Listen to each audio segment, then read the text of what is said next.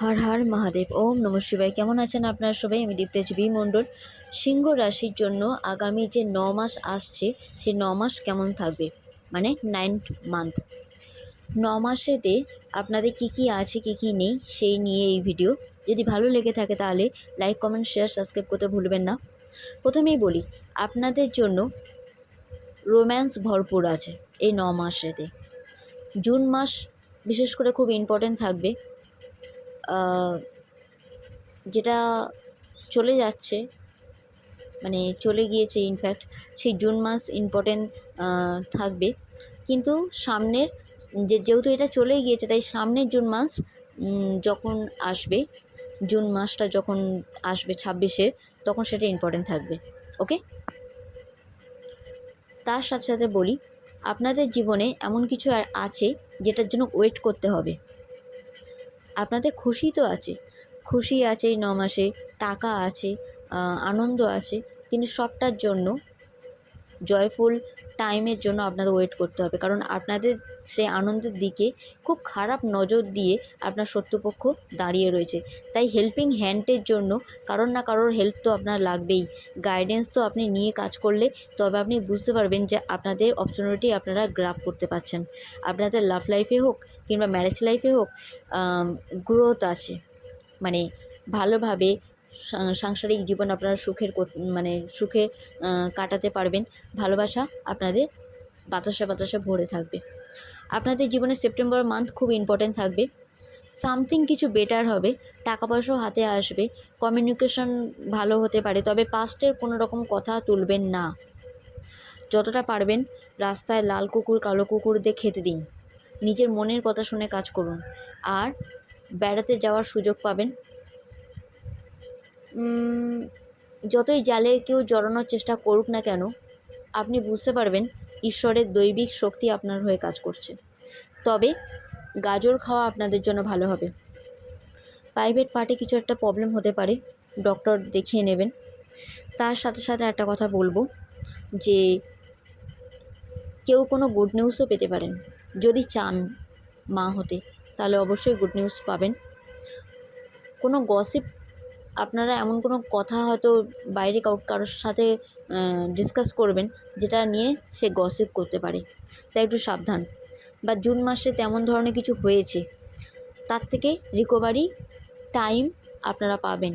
Something কিছু better আপনাদের শারীরিক দিক থেকে বা কেরিয়ারের দিক থেকে বা লাভ লাইফের দিক থেকে কিছু সামথিং বেটার আছে। কিন্তু আবার বলছি, কোনো রকমভাবে অতীত না ক্লিন করলে ফিউচারেতে আপনারা কোনো ভালো কিছু আকর্ষণ করতে পারবেন না। আপনাদের হ্যাপি মুভমেন্ট আপনারা কাটাতে পারবেন আপনাদের পরিবারের সাথে, দূর ভ্রমণে যেতে পারবেন, আনন্দ করতে পারবেন, টাকা পয়সা হাতে আসবে। মধু রাধাকৃষ্ণ মন্দিরে কিংবা হর পার্বতী মন্দিরেতে দান করা আপনার জন্য খুব ভালো হবে। মধুর শিশি, ডাবরের মধুর শিশি, মধু ভর্তি আপনার যদি দানে দেন, তাহলে আপনাদের জন্য খুব ভালো হবে। সবজির মধ্যে গাজর অবশ্যই রাখবেন। টিয়া পাখিকে ছোলা খাওয়াতে ভুলবেন না। যদি টিয়া পাখি না পান, এমনি পাখিদের উদ্দেশ্য করেও দানা, শস্য, ছোলা এসব দেবেন অবশ্যই।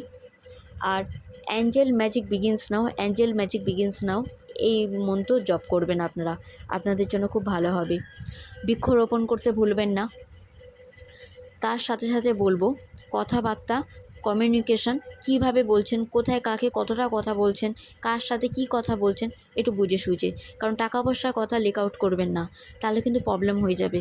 পার্টনারের সাথে রুটলিভাবে কোনোভাবে কথাবার্তা বলবেন না। বা পরিবারের আপনজন, বন্ধুবান্ধব, তাদেরকে টাইম দিন, তাদের সাথে টাইম কাটান। যেটা ডিলে হচ্ছে সেটা আপনার ভালোর জন্যই হচ্ছে।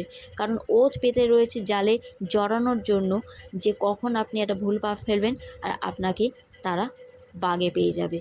তাই সেই সব নেতিবাচক মানুষদের থেকে সাবধান, কারণ তারা আপনার এগেনস্টে, আপনার বিরুদ্ধে কোনো কাজ করছে। তাই টেক কেয়ার।